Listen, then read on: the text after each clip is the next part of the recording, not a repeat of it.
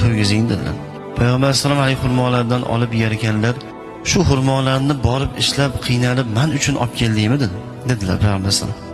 Ha, ey Allohning rasuli, nima uchun bu ishni qilding? Sizni yaxshi ko'rganligim sababli dedilar. Payg'ambar alayhisalom xurmoni yerkanlar, ha, meni yaxshi ko'rasanmi? Nihoyatda yaxshi ko'raman ya Rasululloh.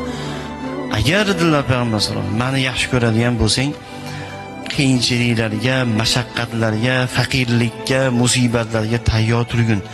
Chunki meni yaxshi ko'radigan bandalarga Alloh ko'p sinovlarni beradi.